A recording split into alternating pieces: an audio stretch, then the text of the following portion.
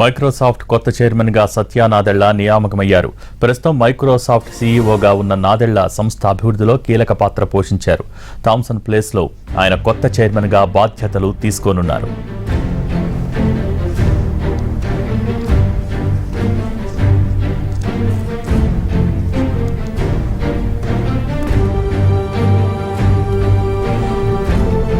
Microsoft కొత్త chairman గా సత్య నాదెళ్ల నియామకమయ్యారు. ప్రస్తుతం మైక్రోసాఫ్ట్ సీఈఓగా ఉన్న నాదెళ్ల సంస్థ అభివృద్ధిలో కీలక పాత్ర పోషించారు. థామ్సన్ ప్లేస్ లో ఆయన కొత్త చైర్మన్ గా బాధ్యతలు తీసుకోనున్నారు.